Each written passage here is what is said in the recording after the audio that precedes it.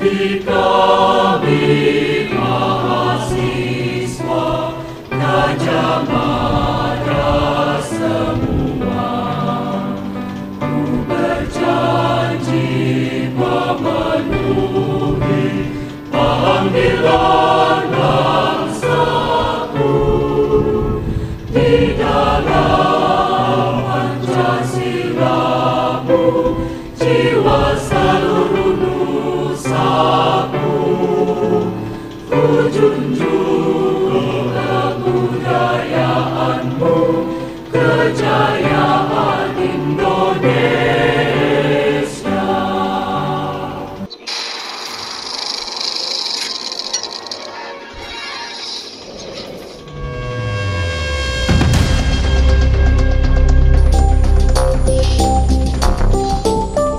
Di mana Jokowi ber-KKN itu belum ada informasinya. KKN-nya di seluruh Indonesia dia. Korupsi, kolusi, nepotisme sesuai dengan peringkat dari OCCRP. Malah levelnya internasional dia. Itu. Kaca mobil dipecah sebelah kiri. Nah, kemarin itu kaca dibuat retak ya, memang sudah jalan dikit sudah langsung hancur. Jadi sebelah kanan dan tengah, pintu tengah gitu. Terus ban depan kanan dan ban belakang kanan itu disobek ya, disayat. Dan percetakan pun salah kalau dia nyebut itu prima. Harusnya dia nyebutnya perdana. Itu perdana itu yang ada di utara Selokan, di daerah Bare. Tapi perdana pun, benar Bang Rismon, sahabat TN semua ya, perdana itu belum punya yang namanya mesin laser waktu itu. Jadi secara administratif ini pun sudah kacau. Betul. Makanya saya berani bilang 11.000 triliun % palsu, Pak. Halo Sobat TN, ketemu kita di Open Minded. Permasalahan keabsahan ijazah sarjana milik mantan Presiden Joko Widodo alias Jokowi yang diterbitkan oleh Universitas Gadjah Mada Yogyakarta rupanya masih meriuhkan ruang-ruang perbincangan publik, utamanya di jagat maya. Warta terakhir, tim penasihat hukum dari Jokowi bilang mempertimbangkan untuk membawa persoalan ini ke ranah hukum kepada sesiapa yang dinilai, ditengarai melanggar ranah privasi seorang Jokowi. Itu kira-kira yang akan kita bincangkan di siniar kita kali ini. Sekarang saatnya saya perkenalkan narasumber yang akan membuat diskusi ini jadi seru. Di depan saya ada seorang pengamat telematika, multimedia, dan juga artificial intelligence, Mas Roy Suryo. Selamat datang lagi nih Mas. Terima kasih. Sudah kesekian kali. Iya. Mas Roy kan juga alumni UGM kan? Oh, kalau itu sudah. Kalau kata Bang Rismon nanti itu 11.000 triliun %. Rasa asli ya? Asli. S1, S2, UGM, S3-nya saya di UNJ. Sepertinya satu lagi narasumber kita yang terhubung dengan media Zoom. Di ujung sana ada seorang pakar digital forensik, Bang Rismon Sianipar. Hai, Sobat DM. Ini asli udah lancar alumni nih menyapa UGM Sobat ini, DM. Pak. Asli, kalau saya asli alumni UGM. Itu penting. Setuju, harus. Kalau gitu, nih langsung aja nih, saya sambung aja nih, Bang Rismon nih. Ya. Kalau ngaku-ngaku alumni UGM, ikut dong KKN-nya. Kan wajib Ikut kalau dong, Pak. UGM. Kuliah kerja nyata di Desa Kepil, Kecamatan Kepil, Kabupaten Wonosobo. Tinggal 1,5 sampai 2 bulan. Ya. Itu di rumahnya Pak Carik. Betul. Kalau dari arah Purworejo ke arah Wonosobo, maka rumah Pak Carik itu ada di sebelah kanan. Kantor Kecamatan Kepilnya sebelah kiri.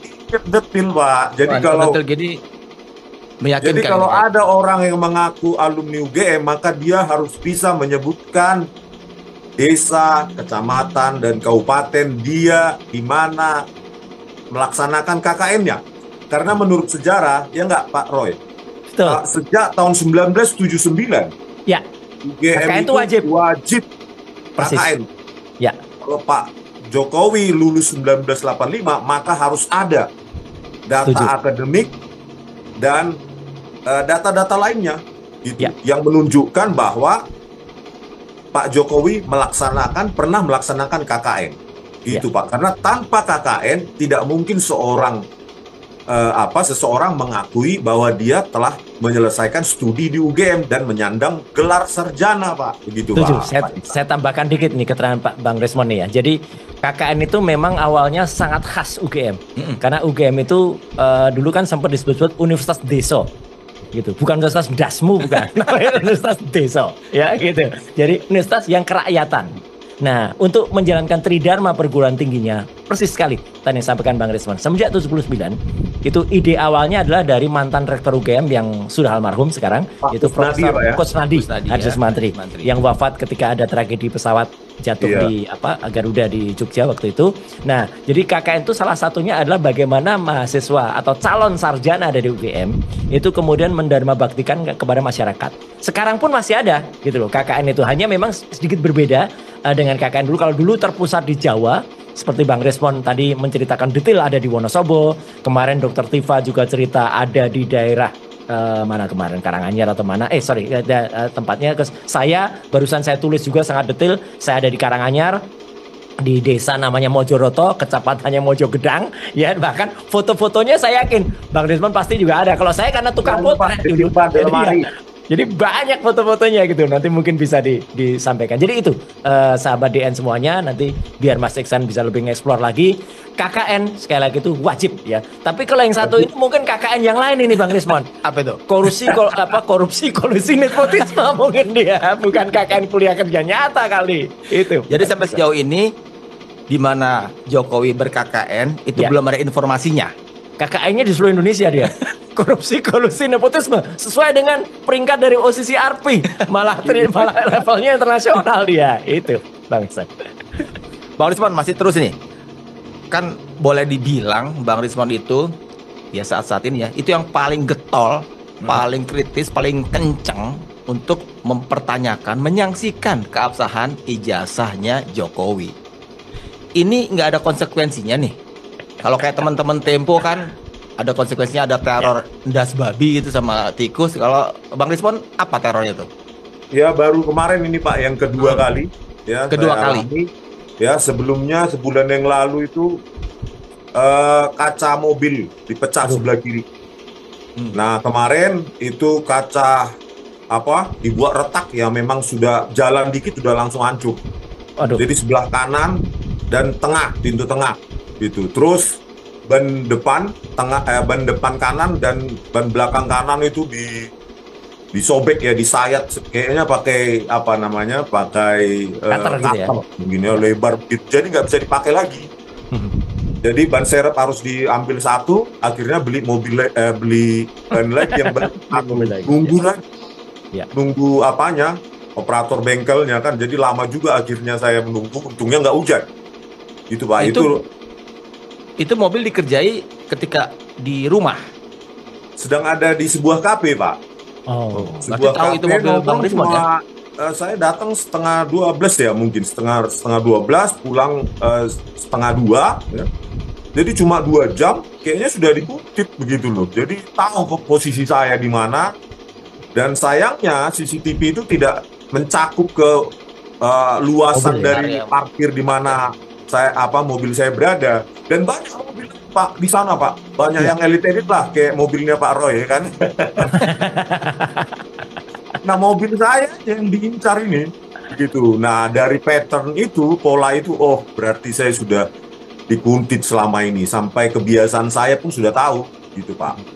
Ini gitu, mengingatkan kita pada Bang Resmond, mengingatkan sahabat kita juga dari Tempo kan, Husein Abri Dongoran.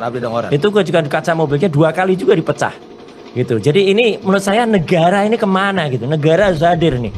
Ada seorang ahli yang kalau menurut saya sangat berjasa terhadap Republik ini ya, Bang Resmond.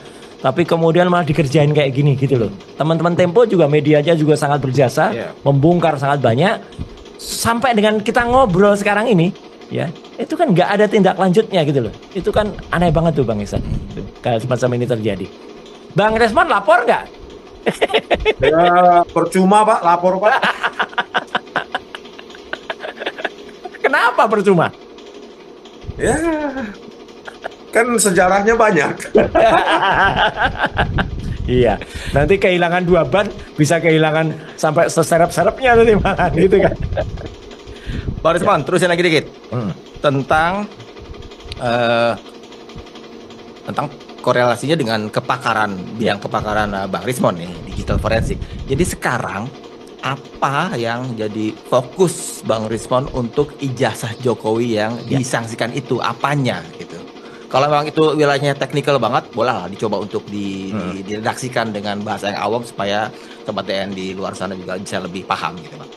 Apanya? Oke Pak Ihsan, jadi pertama kan kita mengamati ketika Pak Dekan ya, konvers itu menunjukkan kan skripsinya, terus terbuka itu lembar pengesahan. Betul. Langsung kita punya insting gitu. Ini bukan teknologi tahun 1985 ini, lembar pengesahannya itu. Ya. Itu tahun berapa Bang Rismon ketika Dekan itu itu tahun 2022, Pak. Sedikit Bang Rismon, saya benarkan juga.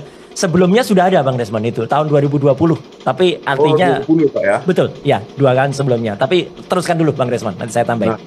Nah, ketika dibuka sedikit diintip itu lembar pengesahan itu, insting saya karena saya kan pakai tahun 1990 saja, saya pakai Unix, saya pakai DOS, saya pakai Macintosh, semua saya pakai Pak.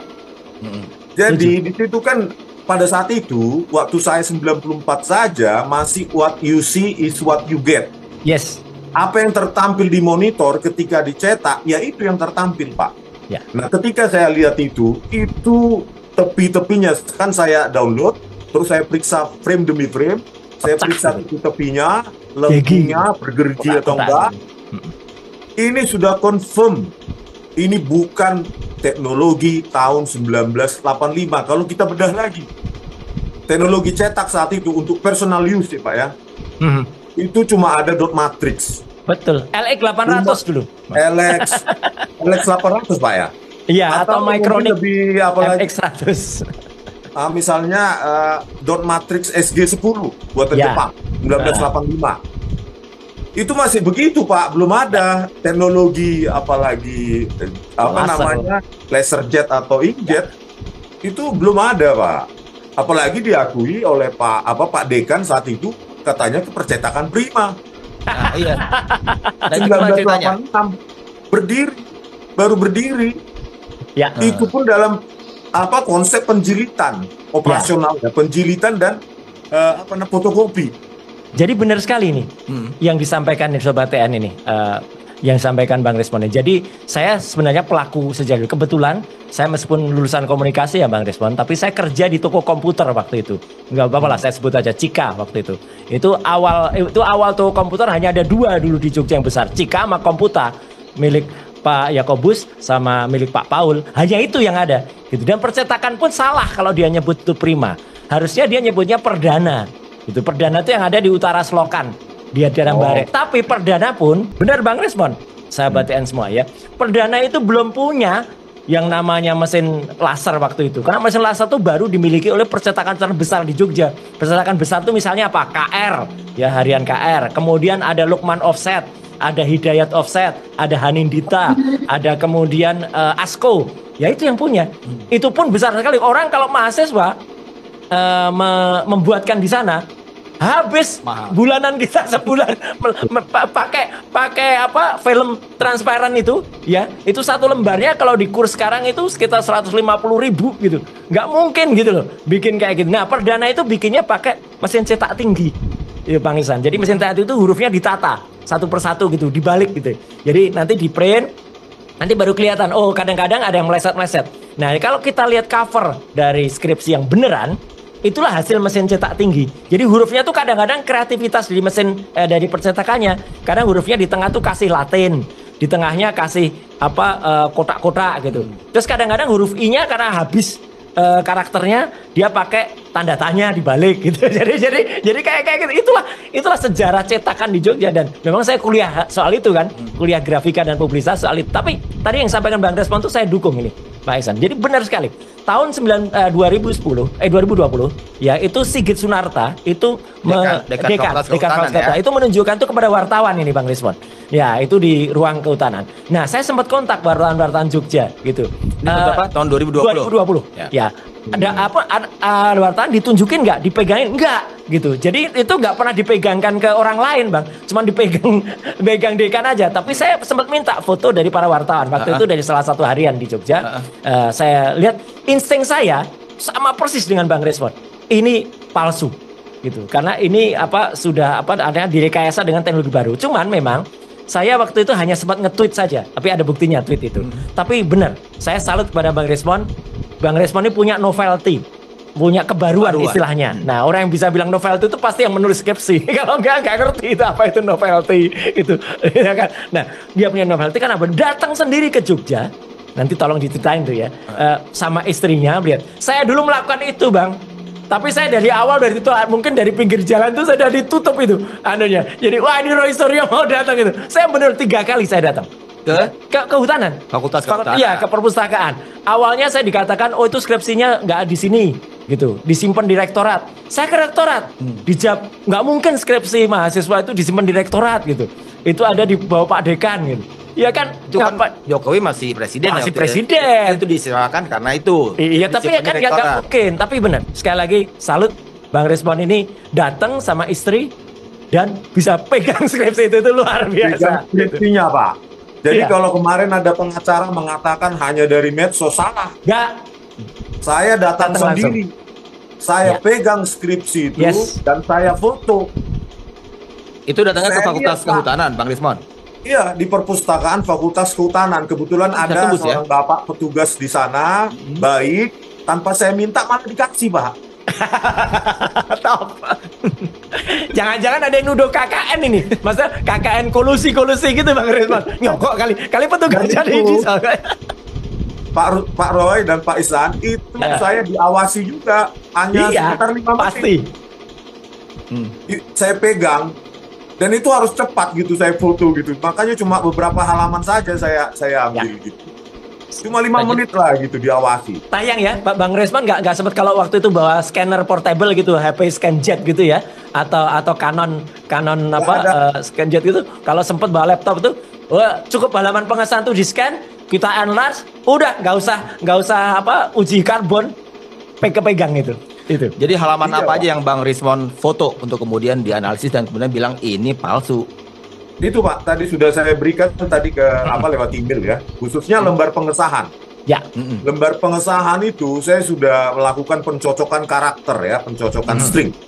Ya, nanti kalau di pengadilan kita buka, itu ada sejumlah karakter yang sangat spesial khusus untuk Times New Roman. Karakter S, lengkungannya, terus tipis sekali.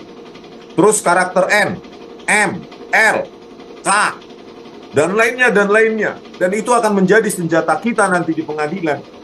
Kalau mereka mengatakan bahwa itu bukan produk dari Microsoft Word dengan teknologi cetak yang sudah sedikitnya inkjet. Ya. Sedikitnya inkjet itu Pak. Karena pattern dari dot matrix itu 16 kolom. Titik-titiknya itu setiap karakter itu 16 kolom. Itu bisa kita deteksi, Pak. Patternnya masih kelihatan. Nah, makanya lembar pengesahan ini di samping tidak ditandatangani, di samping tidak ada tanggal, tidak ada lembar pengesahan untuk dosen penguji. Jadi secara administratif ini pun sudah kacau. Makanya saya berani bilang 11.000 triliun % palsu, Pak.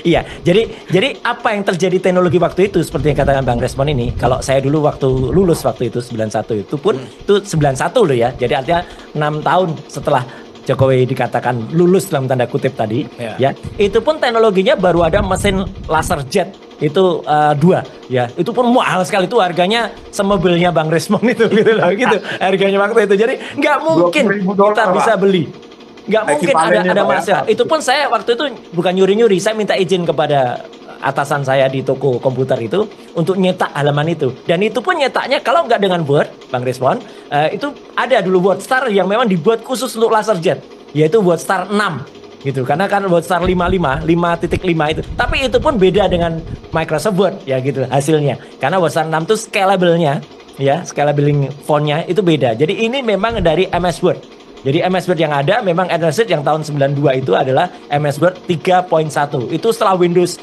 2000 keluar Windows 31. Gitu. Pak Roy, itu Ya. WordStar tahun berapa itu? WordStar 6 itu saya lulus. Itu Nah, kalau kita lihat 91. sejarah lahirnya WordStar itu Ya. kan WordStar WordStar 4 itu yang paling banyak dipakai. WordStar 4 itu rilisnya 1987, Pak. Betul. Terus Ya. WordStar 3 1982. Setuju. Yang kemungkinan kalau dipakai berarti text processor atau word processor berarti WordPerfect Iya. WordStar 3. Persis. Dan dulu WordStar adalah 3. dulu zaman kita itu belum populer WordStar. Rata-rata orang pakai WP, pakai WordPerfect atau pakai C-Writer dulu. Yang banyak dipakai Nah, kalau mahasiswa kita itu banyak bicara pakai pakai WordPerfect, maka Nah, lain lagi. WordPerfect 3 rilis 1983, Ya. WordPerfect 4 1984. Berarti Setuju. kemungkinan itu yang dipakai. Iya. Dan satu lagi, Pak, misalnya argumentasinya, oh bukan pakai operating system DOS, IBM PC, misalnya pakai Macintosh. Iya. Itu ada Ya. MacWrite 4.5 itu 1985 dan Ya. itu tidak ada font yang namanya Times New Roman. Persis. Dan gini, ini pembicaraan waktu itu di Gajah Mada ini, Mas Iksan. Anak UGM tuh nggak populer pakai Macintosh. Terlalu elit pakai Macintosh itu gitu loh. Pakainya tuh ya DOS, PC DOS atau MS DOS. Nggak ada yang pakai Mac OS karena waktu itu toko komputer yang jual Macintosh di Jogja tuh Komputa itu yang datang itu jangankan mahasiswa ya, orang-orang yang datang ke sana tuh yang elitis semua gitu. Jadi bayangkan suasana Jogja waktu tahun 90 atau tahun 85 terutama. Itu benar-benar bisa percetakan hanya ada satu perdana itu ya. Itu pun juga pasti mesin cetak tinggi yang tadi saya tulis. Pokoknya ada 2, satu lagi apa? Satu lagi Sanur. Sanur tuh itu belakangnya Prima. Jadi sebelum ada Prima yang tahun 86 baru buka ya, ada Sanur. Itu semua di Jalan Simanjuntak. Gitu. Kalau perdana ini ada di utara Selokan Mataram gitu. Jadi itu yang biasa dipakai Mas. Tapi itu hasilnya ya ini kalau saya pinjam misalnya Bang Resman, saya kan pakai 99,9, 1000%. Itu bukan hasil seperti yang lembar pengesahannya itu. Tentang font Times New Roman itu, apa di saat itu nggak ada yang mirip-mirip dengan Times New Roman? Kan dia kan bilang gitu kalau nggak salah. Itu udah jamak dipakai itu untuk Gini, kalaupun mirip, orang itu harus membuatkan ya istilah dan bahasa Jawanya dandake gitu. Membuatkan lembar itu di percakapan besar.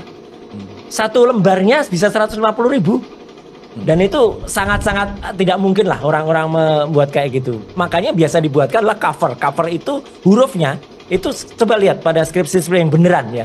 Kadang-kadang nama mahasiswanya tidak miring, kadang-kadang karakternya nggak pas, kadang-kadang meleset dan nggak mungkin. Nah ini yang dikemukakan Bang Respon itu saya setuju. Nggak mungkin dia bisa justify ya tengah centerfold, rata kiri, left atau rata kanan kayak yang ada di lembar pengesahan, dan kemudian dia bisa antar hurufnya, antara karakternya tuh scalable, menyesuaikan gitu. Nggak bisa. Kalaupun itu pakai IBM typewriter ya, dia jaraknya sama, nanti spasinya jauh gitu. Jadi kelihatan banget rata kiri bisa, tapi antara katanya tuh jauh, nggak bisa ngatur kayak Windows itu.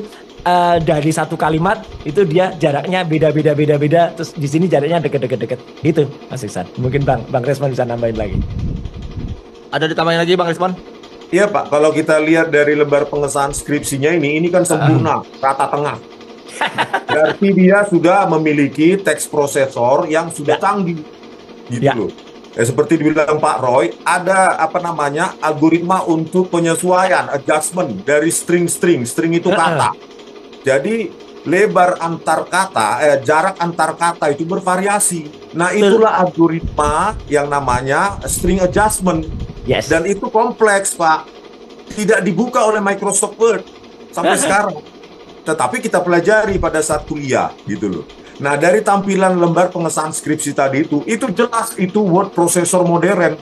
Tidak ada di WordPerfect, WordStar, MacWrite, dan lainnya. Dan satu lagi, hasil dari IBM PC DOS dan MacWrite tadi itu Macintosh operating system Macintosh itu bergerigi Pak, tepi-tepinya. Jadi kalau Ya. kita lakukan pembesaran itu terlihat sekali tepi-tepinya itu bergerigi karena Ya. what you see is what you get. Kecuali ini saya kasih kecuali Pak, kepercetakan besar hanya untuk mencetak lembar pengesahan skripsi yang sudah punya teknologi PostScript, itu pun nanti bisa kita gunakan kalau memang itu jawabannya. Ya, jadi Adobe PostScript yang disampaikan oleh Bang Rismon ini itu memang cara percetakan untuk kemudian itu digunakan misalnya kalau dia menggunakan Mac ya, Macintosh itu sistemnya Adobe PostScript. Itu hurufnya memang huruf yang sangat detail, tapi sekali lagi mahal banget gitu loh. Mahal banget. Jadi biasanya kalau masa itu kepercayaan perdana ya, sekali lagi bukan prima. Bukan Sanur, jadi salah itu. Dekan itu bilang itu prima, Sanur itu salah. Perdana yang benar. Ya ini saya kasih tahu loh, ini baik loh saya ngasih tahu, ya kan gitu. Tapi itu pun tidak punya gitu. Di sana punyanya tuh mesin cetak stensil ada, kemudian litograf ada. Litograf tuh kayak di atasnya stensil itu ada. Tapi yang namanya dia punya mesin kayak Hewlett Packard, laserjetnya belum ada.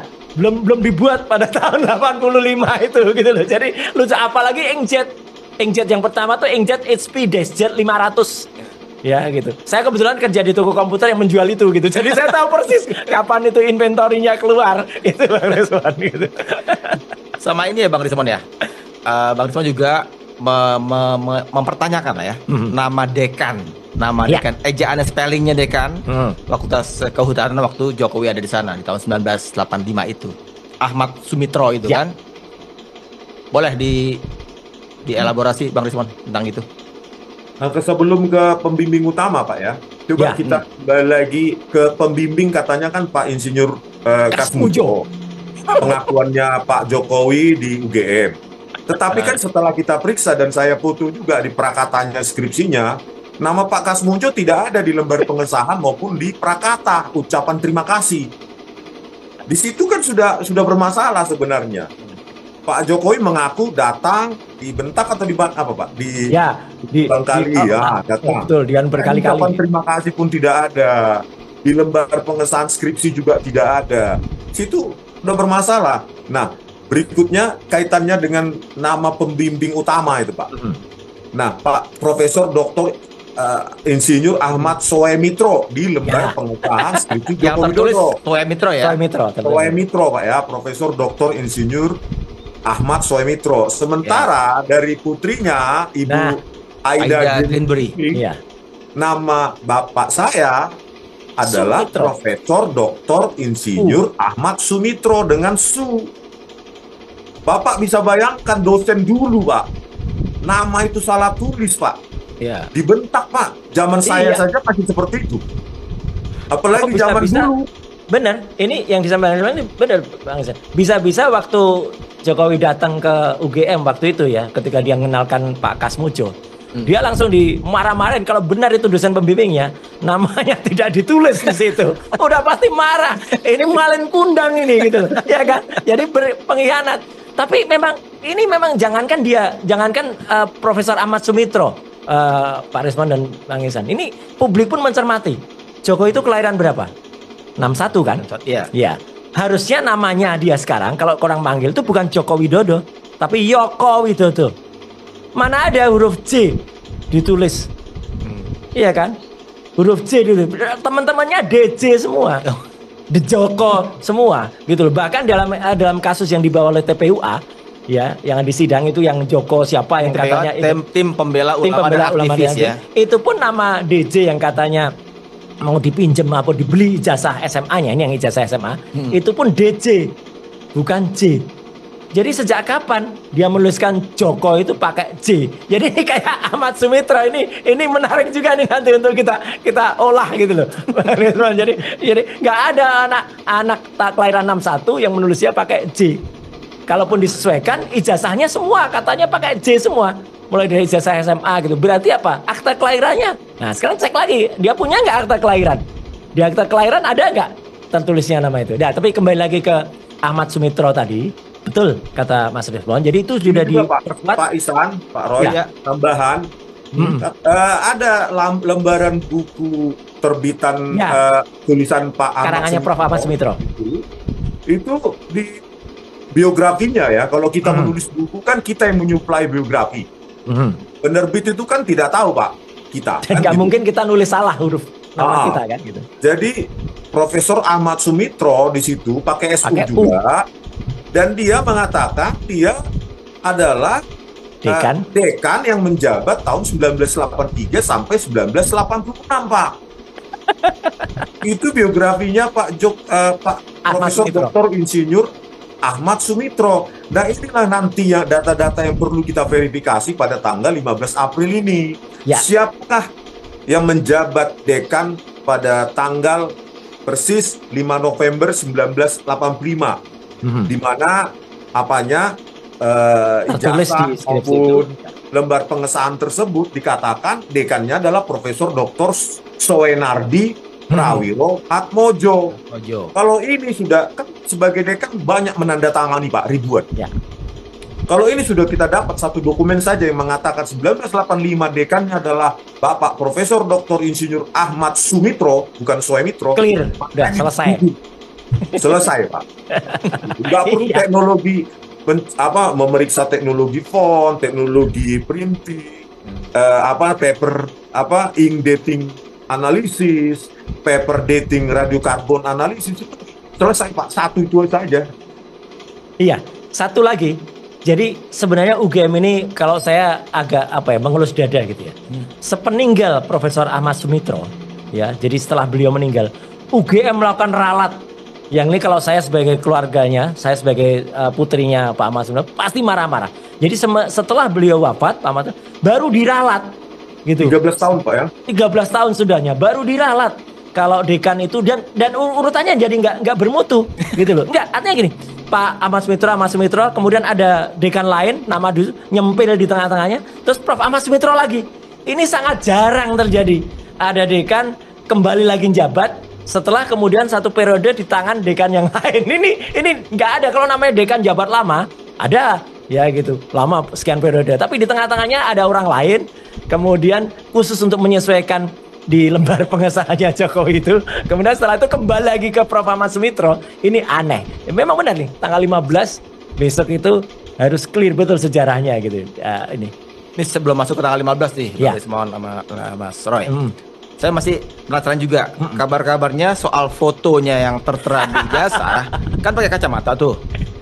Kabarnya di UGM nggak boleh pakai kacamata ketika itu. Ini sejauh mana ini kebenaran aturan itu? Saya lulus saja 1998 Pak, tidak boleh Pak. Teman-teman yang berkacamata ya harus dilepas.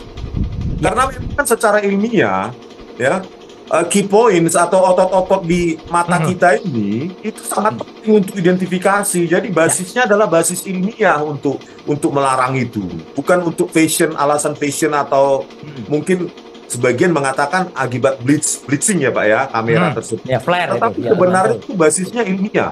Ya. Otot-otot di sekitar mata yang mengelilingi mata kita, batang hidung, ya, kelopak dan segala macam itu sangat penting untuk identifikasi, untuk menghindari masalah hukum berikutnya. Itu basisnya ilmiah untuk melarang itu. Makanya saat itu mungkin Pak Roy ingat ya, bahkan yang pakai jilbab aja pun dilarang saat itu. Nggak boleh. Jadi itu harus lepas kacamata waktu itu dulu memang benar. Hijab pun waktu itu nggak boleh.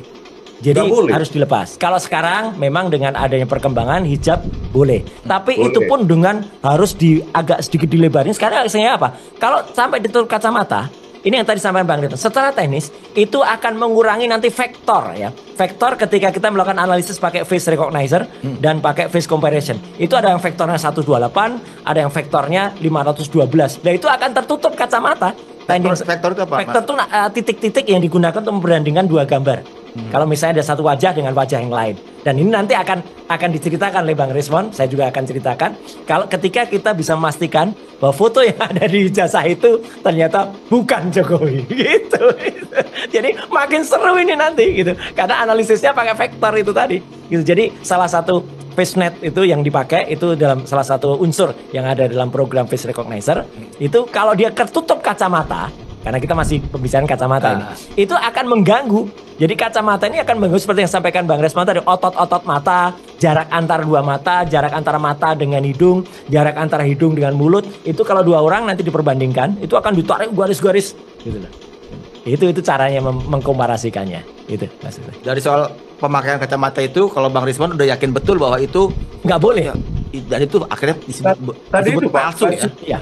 Basisnya ilmiah, Pak. Tadi gradasi warna, gradasi intensitas yang membentuk mata itu sangat penting dalam face recognition kan, pengenalan wajah. Bahkan bentuk rahang, makanya dulu basisnya ilmiah melarang jilbab ya Pak ya. Nah, jadi karena bentuk telinga juga bagian dari identifikasi seseorang tersebut Pak. Jadi basisnya bukan apa-apa kecuali benar untuk basis ilmiah gitu loh. Makanya kita heran kenapa kok Pak Jokowi boleh berkacamata. Kan begitu. Terus kita tanya ChatGPT atau Grok, cuma Pak Jokowi aja katanya berkacamata. Nah, kalau tadi ketentuan KKN di UGM kan berlaku sampai sekarang. Sampai sekarang. Nah, kalau soal pelarangan pemakaian kacamata sampai sekarang juga masih berlaku. Tidak boleh pakai kacamata. Saya barusan cek ini ke Universitas Gadjah Mada. Jadi kacamata pun tidak boleh sampai dengan sekarang. Kalau hijab memang pernah mau tetap dilarang, tapi ya kita memaklumi lah ada wilayah-wilayah yang agak kritis gitu. Jadi akhirnya diperbolehkan gitu loh. Cuman memang kacamata belum boleh. Ya, cuman memang terus terang itu agak mengurangi identifikasi karena telinga tadi. Ya, salah satu identifikasi kita nanti yang akan kami sampaikan, Bang Rismon dan saya sampaikan itu adalah soal telinga. Orang yang ada di foto yang ada di skrip di ijazahnya Jokowi itu telinganya beda banget dengan telinganya Jokowi. Dia tuh telinganya japlang gini. Jadi menghadap ke depan. Sedangkan Jokowi itu telinganya adalah menguncup gini. Gitu kayak cupang. Jadi ini baru nih saya dengar yang ini soal telinga baplang sama uncup ini. Ada nanti banyak Bang Rismon udah temukan beberapa hal. Saya juga sama. Jadi menariknya gini loh. Kalau kita itu ilmiah, kita nggak pernah janjian mau neliti. Apa yang nanti kita sampaikan baik soal ELA ya, error level analysis, soal face recognition, soal face comparison itu sama. Karena teknologi itu sama, teknologi itu netral, teknologi itu nggak akan memihak kayak Grok tadi yang disebut. Ya, itu netral. Kalau sekarang ada kader partai salah input atau partai sebar ijazah yang marah-marah ke Grok gitu ya, itu lucu aja. Itu biar dibully sama netizen. Itu. Ini partai sebar ijazah boleh disingkat nggak? Oh, nggak usah lah. Nggak perlu singkatannya. Partai sebar ijazah soalnya. Pak Ihsan, Pak Roy. Jadi kembali yang beredar ijazah yang kita dibilang hoax itu kan yang menyebarkan adalah kader PSI ya Pak ya. Iya. Nah terus setelah kita Pak Roy uji pakai softwarenya. Kalau saya pakai programming Python itu secara error level analysis memang computer generated. Betul. Itu banyak edit di mana-mana.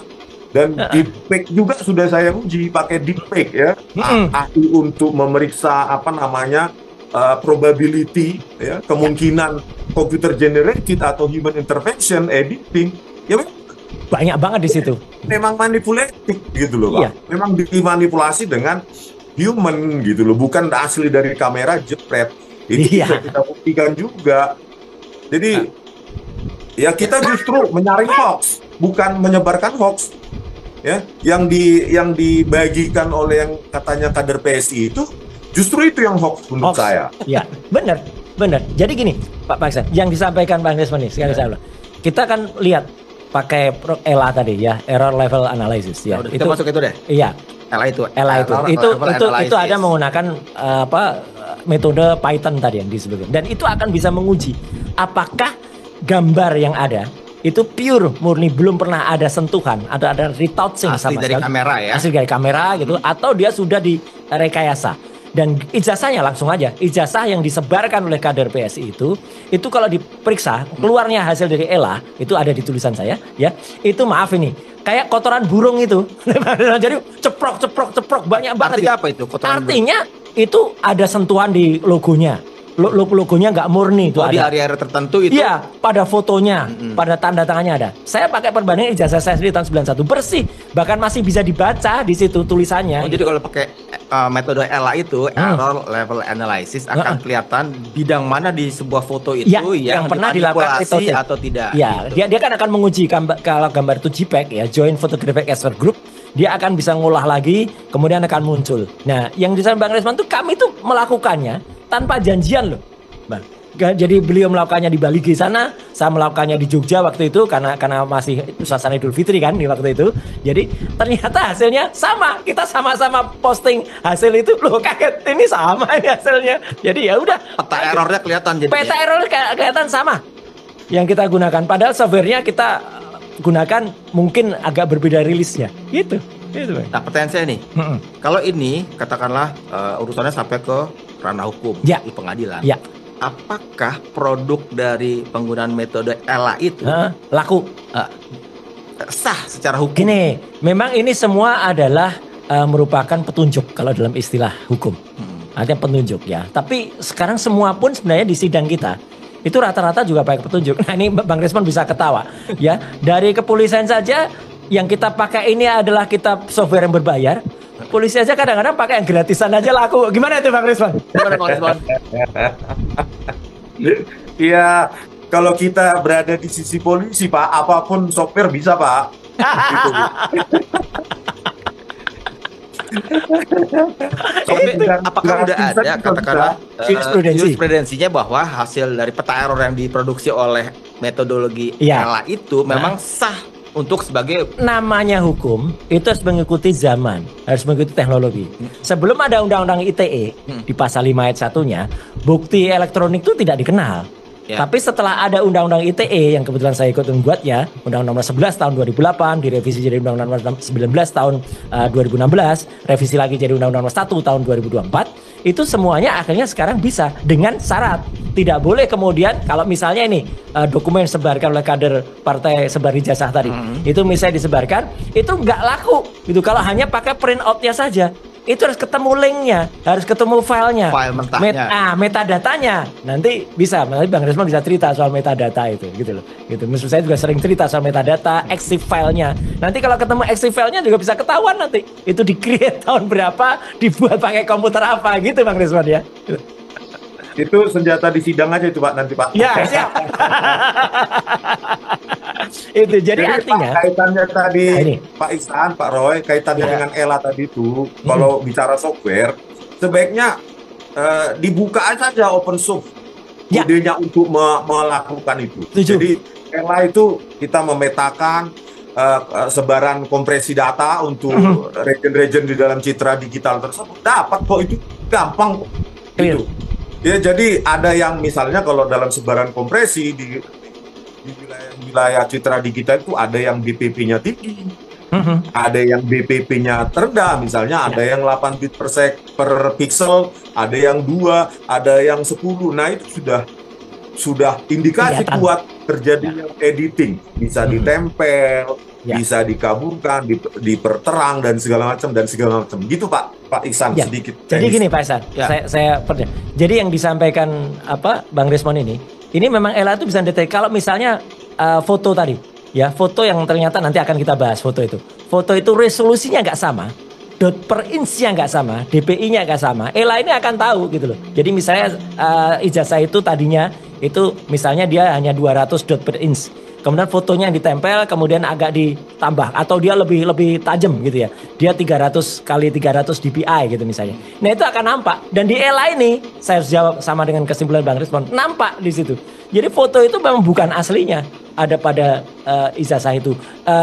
Gambar logo UGM-nya juga bukan ada di situ. Gitu. Jadi itu pun kalau dilihat betul, itu sebenarnya agak meleset gambar logo UGM kalau dibandingkan dengan ijazah saya tahun 85. Jadi nabraknya di tulisan ijazah sama tulis logo itu beda dikit itu. Kalau analisis Mas Roy dengan ELA itu kan kalau orang awam tadi kan digampangkan kelihatan seperti gambar yang itu bercak kotoran burung. Nah, kalau yang dari analisis ELA dari Bang Resman kan pakai software yang beda kan? Tapi hasilnya sama sih. Silakan Bang Resman. Sama Pak, computer generated artinya ya human. Karena dia tidak seragam di sana sini gitu. Kalau yang seragam saja. Dia misalnya yang asli DPI-nya ya atau BPP-nya bit per pixelnya ya 8 ya 8 gitu. Kalau sudah ditambahin berarti itu editing kan gitu. Nah, potensi atau indikasi sebaran-sebaran tadi dapat di wilayah-wilayah, region-region yang diduga diedit. Sebelum Pak, biar jangan lupa saya kembali lagi ke lembar pengesahan dulu Pak. Iya, boleh. Paling apa? Nah, tadi kan sudah kita jelaskan bahwa di lembar pengesahan skripsi Pak Joko Widodo itu tidak ada tanggal dilakukannya pengujian. Ya. Dan tidak ada lembar pengesahan skripsi. Makanya saya bilang lembar pengesahan dosen penguji. Saya bilang tanpa tanda tangan dosen penguji. Nggak boleh. Skripsi itu sama dengan toilet paper. Isi toilet. Terus Pak, nah saya dapat kiriman video nih Pak Roy dan Pak Isan. Ya, di situ sudah saya kirim dengan Mas Roa. Itu ada atas nama Sri Dominingsi. Ya, lulus 1985. Sigit Hardwinarto. Ya. Lulus Kehutanan 1985. Profesor. Itu baru itu. Ya, Profesor. Cetaknya baru. Tas Mula Warman. Dirjen Planologi Kementerian Lingkungan Hidup dan Kehutanan. Terus komisaris di PT Pupuk Kaltim. Komisaris di PT Inalum. Terus ada lagi orang bernama Edi Trianto, lulus tahun 1985. Lembah Edianto lulus tahun 1984. Tahu nggak Pak Isan? Lembar pengesahan skripsi mereka kosong. Kosong Pak. Tanpa tanda tangan pembimbing, penguji, maupun dekan UGM loh Pak. Makanya ini. Jadi gini, jadi ini sindikasi. Ini udah jahat betul ini. Jadi artinya Bang Rismon ini mau dikelabuhi dengan dikirimkan dokumen yang dimirip-miripkan apa yang sama dengan Jokowi. Ya. Jadi supaya seolah-olah sama. Ini loh produk tahun 85 dibuat dicetak dengan printer yang sama, yang sejenis, artinya dengan Windows juga gitu. Tapi mereka kosong. Jadi nggak berani ada tanda tangannya. Ini kan malah nambah pasal ini. Penipuan lagi gitu loh gitu. Dan orang-orang yang disebut itu ya selamatlah untuk mereka ya Bang Rismon. Mereka sekarang udah dapat posisi yang bagus lah gitu, masing-masing. Ada yang komisaris, ada yang posisi apa gitu. Kayak itu hadiahnya untuk mereka itu gitu. Jadi memang bener ini kasus ini gede banget ini. Bukan hanya rekayasa pada ijazah seseorang, tapi ini melibatkan maksudnya oknum institusi, karena nanti akan melibatkan database UGM pada repositorinya. Kemudian melibatkan juga pada naskah-naskah yang ada pada skrip itu, dan juga nanti melibatkan pada orang-orang yang kemudian nanti ada di balik itu. Tapi kalau tadi makanya kan kita challenge, ayo KKN bisa direkayasa nggak gitu loh. Kalau KKN bisa direkayasa agak pusing dia, harus merekayasa desa atau kayak gambar yang saya kirim ketika saya KKN. Nah sekarang orang mau merekayasa itu mungkin agak susah lagi cari gambar Pak Harto dan Pak Darmono gitu. Karena waktu backgroundnya. Iya di backgroundnya, karena ketika saya KKN gambarnya itu gitu tahun 90-an, tahun 85 sebelumnya lagi, jadi lebih susah lagi gitu. Tapi itulah nggak ada teknologi yang nggak ada rekayasa atau nggak ada kejahatan yang sempurna itu. Pak Roy, ada lagi Pak Daihatnya Pak Joko Widodo. Iya itu Fronojiwo. Ya Pak Fronojiwo itu dapat posisi Komisaris Independen PTPN 14 luar biasa. Kita juga ingin lihat nanti kepada minta kampus, kepada Bu Ova Emilia ya kalau bersedia menerima kita tanggal 15 April ini untuk menunjukkan skripsi dari yang katanya teman-teman yang kemarin itu. Saya temannya Pak Jokowi, saya ininya Pak Jokowi, saya ininya Pak Jokowi gitu loh Pak. Ya, setuju. Ya harus bersedia dong, karena kita menelisik ijazah dari orang yang bukan sembarang ini. Orang yang 2 periode memimpin Indonesia, gitu Pak Istan.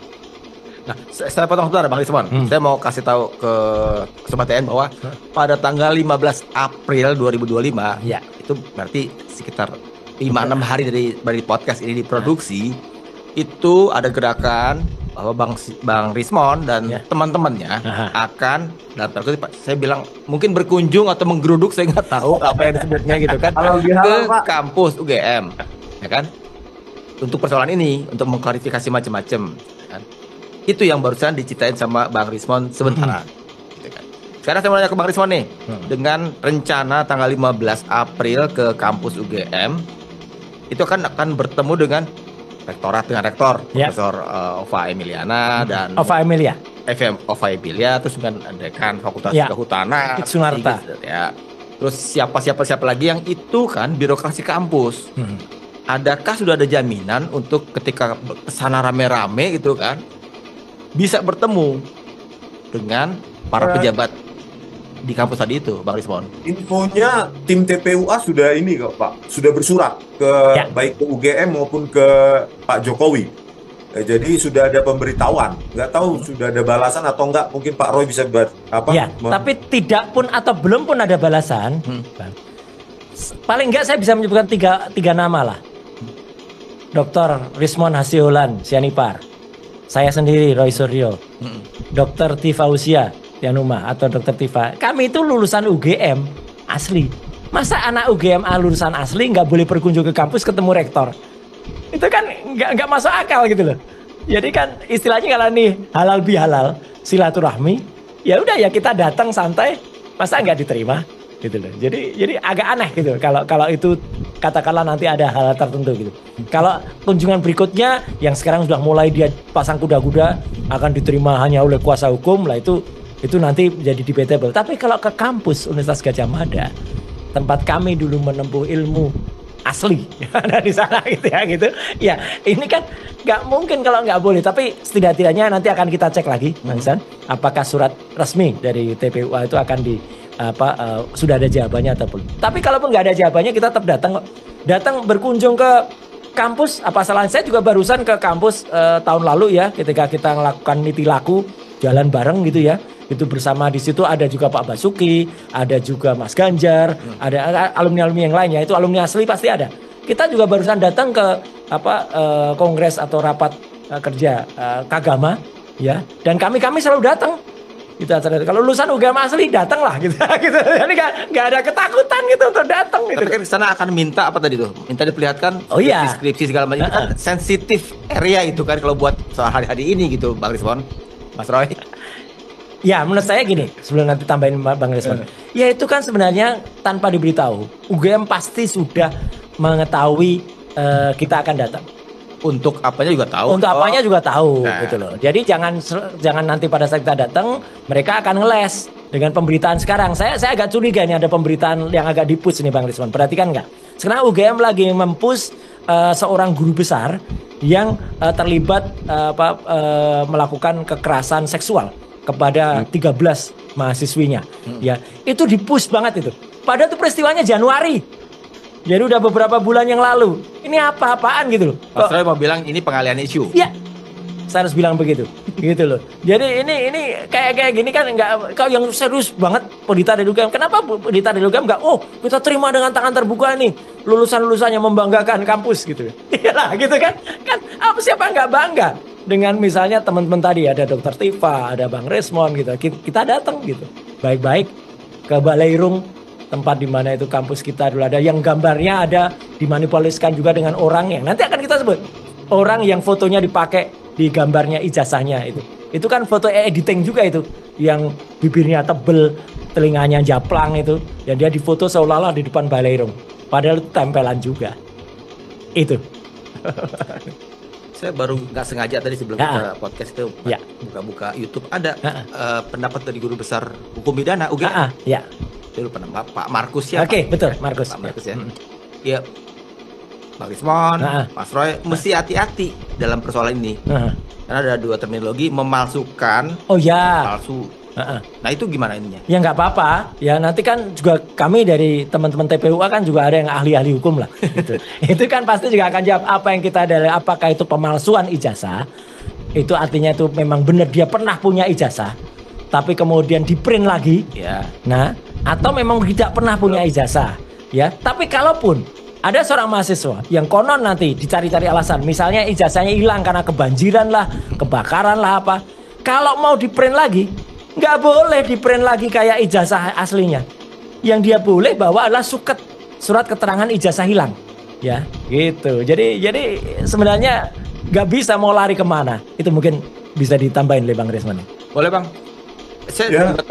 Kan kembali Pak ya. Saya baca Bang Rismon bilang nih ke rektor jangan lari kemana-mana tanggal itu. Gitu. Ini menarik nih bahasanya. Kan gini, Pak, kalau benar Pak Joko Widodo adalah alumni UGM, maka dia adalah alumni UGM terbaik dari 300 ribuan lebih alumni UGM. Harusnya bahkan ijazahnya itu bukan kucing malu-malu kucing tidak ditunjukkan, bahkan harus di gedung pusat UGM, karena dia adalah satu-satunya alumni UGM yang pernah menjadi presiden, Pak. Bahkan sekarang harusnya menjadi keynote speaker di mana-mana. Bisa harusnya menjadi UGM ambassador. Segala macam, Pak. Kalau benar. Jadi kita datang ya meminta untuk seluruh berkas yang menunjukkan bahwa Pak Jokowi melakukan proses akademik dari A sampai Z sehingga menyandang gelar sarjana kehutanan UGM itu tidak diragukan lagi. Kalau itu memang tidak ada, sebaiknya ya Bu Bapak ya mengaku saja lah. Karena teknologi sudah tidak sesuai. Kesesuaian teknologi sesuai dengan waktu. Makanya saya bilang teknologi itu terikat dengan ruang dan waktu. Itu persis, Pak. Iya. Gitu, Tapi Pak. benar ini yang disampaikan Bang Resmond ini. Jadi artinya apa? UGM itu kan ya minimal setidaknya kan harusnya bangga ya. Gitu. Betul bahwa Jokowi itu kalau memang benar dia lulusan UGM itu pasti sangat dibanggakan. Orang dan prestasi tertinggi. Orang dan prestasi tertinggi kedua yang dimiliki oleh UGM adalah Profesor Budiono. Ya, Prof Budiono itu adalah juga dia menjadi wapres. Ya, tapi Prof Bud jelas betul kalau ada acara resmi seperti yang tadi saya sebut ya. Kalau enggak itu niti laku, kalau enggak itu raker UGM hadir gitu. Atau misalnya ada sidang guru besar gitu ya karena beliau profesor ya datang. Tapi yang lain kan ada juga Menko yang dari UGM itu juga pasti kelihatan lah di acara-acara resmi gitu ya. Saya selalu melihat gitu ya ada banyak teman-teman yang maaf ini pernah jadi menteri gitu ya, dari UGM itu ya kita dengan bangganya kan gitu dan kita dengan sukanya itu untuk datang ke kampus gitu karena disitulah persis seperti yang tadi Bang kita tuh diminta untuk ngasih kuliah umum. Kita diminta untuk kasih stadium general ya. Saya ngasih kuliahnya umumnya kalau nggak di kampus saya di Visipol, di komunikasi, saya juga ngasih di kedokteran, di public health ya. Tempat saya S2 ada di situ. Bahkan terakhir juga saya ngasih di magister manajemen. Jadi arti di Fakultas Ekonomika dan Bisnis. Jadi artinya kan hal kayak gitu. Itu lazim dikatakan Bang Resmond pun saya kira ini juga sangat-sangat layak untuk kemudian diundang oleh UGM gitu loh, gitu untuk memberikan materi-materi kayak gitu. Jadi artinya, nah apalagi nih orang nomor 1 gitu loh, bekas orang nomor 1 Indonesia Bang Resmond, gitu loh. Masa belum pernah kita dengar selain dia pernah ya waktu itu ex officio ya selaku presiden waktu itu, tapi selaku alumni gitu. Itu kan jangankan di UGM ya. Kita kalau sekolah bener ya, Bang Ihsan, itu kan saya juga masih selalu diminta untuk ngasih materi misalnya di sekolah saya di SMA 3 Padmanaba di Jogja atau bahkan di SMP 5 Pak Witikra sampingnya itu di Kota Baru itu Bang Resmond. Itu sekolah saya. Masih sampai sebulan yang lalu saya masih ngasih materi di sana.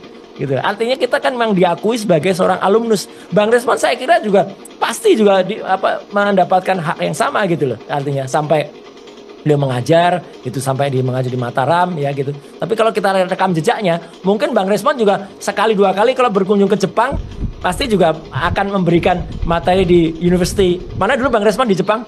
Yang tempat Bang Resmond ini. Nah itu. Jadi itu kalau asli pasti begitu Bang Ihsan gitu. Itu nggak usah repot-repot, masyarakat pasti juga tahu. Itu Bang Ihsan. Pertanyaan terakhir. Ini Jokowinya udah tidak lagi menjabat. Nah, udah mantan, udah warga biasa. Bekas. Saya menyebutnya bekas.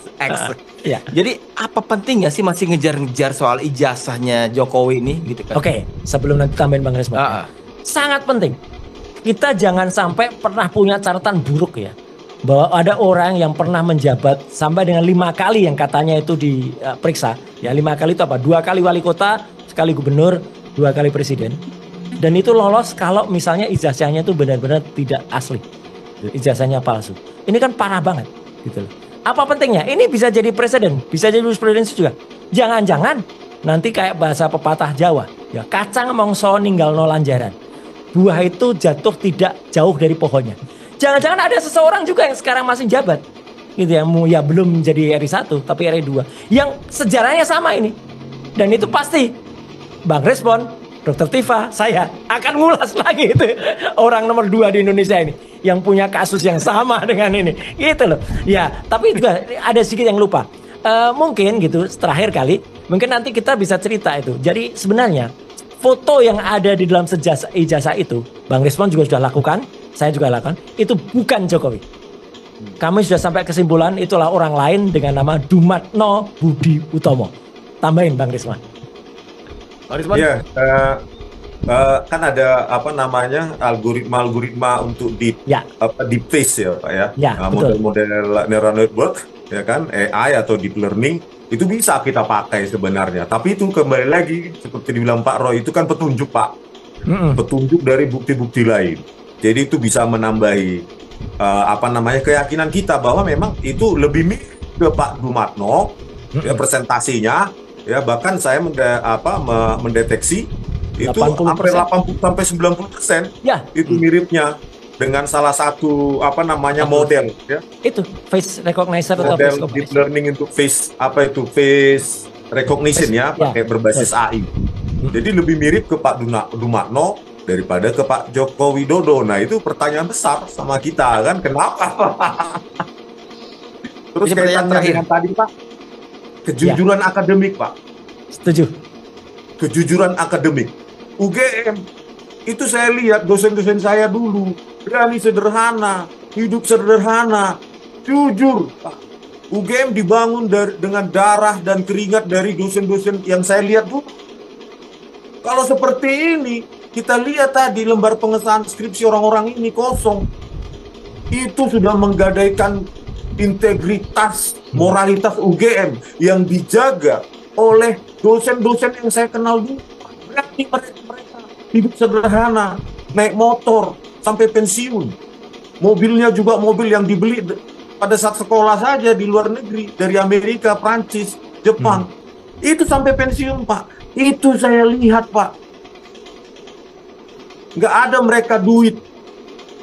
Dosen-dosen saya dulu di Teknik Elektro UGM itu no money Pak. Yang penting mereka hidup berkecukupan dengan gajinya, melihat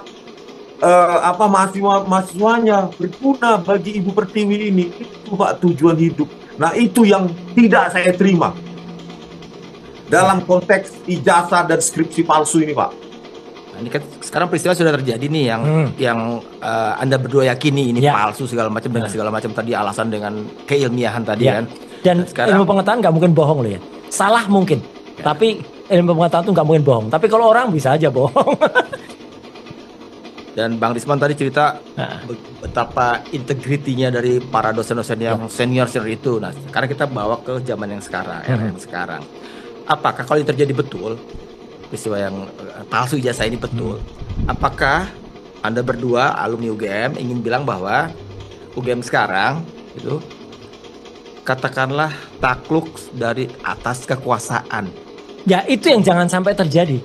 Jadi bahwa kondisi dosen sekarang tentu jauh lebih sejahtera daripada zaman dosen kita dulu. Tapi kan kita bicara ini skripsi seseorang yang diluluskan oleh UGM konon di tahun 85. Gitu loh. Jadi mindset kita jangan kemudian kalau nanti ada yang jawab, oh dosen sekarang sudah kaya, udah gini, rumah udah mewah, Anda nggak ngikuti. Iya itu sekarang. Tapi kan jangan sampai kemudian mindset UGM yang tahun 85 dulu ya, dan UGM itu dibentuk tahun 49 yang benar-benar itu kampus perjuangan. Kemudian dirusak oleh pikiran-pikiran yang kemudian membuat kemewahan. Memang sudah ada suara-suara itu. UGM kok agak berbeda ya gitu. Tapi menurut saya makanya kita kembalikan lagi marwah dari UGM itu, dan makanya kita nanti juga akan sama-sama gitu loh. Kalau misalnya kau ke sana, ya kita sama-sama nyanyi. Bakti kami mahasiswa Gajah Mada semua. Nah itu, jadi kayak gitu tuh menggetarkan jiwa kita gitu loh. Itu Mas, coba Bang Rismon apa? Saya udah dapat kode-kode nih untuk closing, tapi saya ingin menyampaikan satu pertanyaan. Ada closing dulu nih Bang. Satu pertanyaan. Ini kasus katakanlah menyangsikan ijazahnya Jokowi kan bukan kali ini aja terjadi. 2002-2003 ada Bambang Trimulyono, ada Gus Dur, itu kan ujungnya pidana. Nah, bukankah ini katakanlah ancaman pidana itu juga bisa terjadi pada Mas Roy, pada Bang Rismon? Ya gentar nih. Bang Rismon dulu. Saya tak tambahin. Wah, kalau saya Pak, sepanjang apa yang saya katakan sesuai dengan basis ilmiah yang saya tekuni, tidak pernah gentar. Kemarin baru diteror, tidak pernah gentar. Jadi sepanjang, makanya saya bilang secara administratif akademik saja ini sudah terbukti bahwa ini palsu, Pak. Belum teknologi, belum kertas, uji tinta, font dan segala macam. Tidak mungkin seseorang bisa lulus tanpa ada tanda tangan dosen penguji, Pak. Terus yang menguji siapa, Pak? Itu mungkin seminar, Pak. Ya. Jadi perjuangan jalan terus ya, Bang Rismon ya? Ya, dan bukan hanya tidak gentar. Saya pun pernah dipidanakan. Gara-gara nama saya dulu disebut akan dihadirkan selaku ahli dalam ijazah palsu. So saya dikasih kasus yang sama sekali tidak bermutu. Tapi nggak apa-apa, itu adalah perjuangan kita. Itu ditulis kemarin oleh Damai Harilubis ya. Sebenarnya saya nggak mau cerita itu, pengen cerita orang lain. Ini Roy Suryo dipidanakan sebenarnya gara-gara ijazah palsu dulu, gitu loh. Terus nanti ijazah palsunya Jokowi, gitu. Karena nama saya mau disebut waktu itu. Nah, tapi sekali lagi gini, sepanjang saya, Dr. Rismon, ya kemudian Dr. Rifa dan yang lain-lain ya, termasuk teman-teman ada Pak Rizal Fadilah, ada Bang Egy dari TPUA dan yang lain-lain berjuang, ada Bang Kosinudin segala. Menurut saya ya kita tetap pegangnya. Memang kita bukan jumawa sok berani, Mas. Gitu. Tetap kita berlindung di balik Allah Subhanahu wa taala, di balik Tuhan yang Maha Kuasa. Ya insya Allah yang kita lakukan ini benar, sesuai dengan ilmu, sesuai dengan pengetahuan. Sama seperti Bang Rismon. Itu. Baiklah. Banyak sekali yang udah diberikan dua narasumber kita ini. Jadi saya harus bilang terima kasih Mas Roy untuk segala informasinya, perspektifnya juga Bang Rismon. Terima kasih dari jauh-jauh disempatkan untuk Zoom supaya ini lebih terang. Jadi Sobat TN, kalau Anda katakanlah masih remang-remang atau malah nggak tahu sama sekali, bagus ya untuk tonton ini pelan-pelan. Karena argumentasi ilmiah yang disampaikan oleh kedua narasumber itu yang jadi basis untuk mereka berjuang terus. Yang menarik terus ya, kita tunggu tanggal 15 ketika Bang Rismon, Mas Roy dan teman-teman yang lain yang sepemahaman tentang ini akan menggeruduk, berkunjung, bersilaturahmi ke kampus UGM. Kita tunggu hasilnya bagaimana. Jadi lagi-lagi kalau Anda mau paham betul tentang duduk soal perkara keabsahan ijazah Jokowi, tonton ini.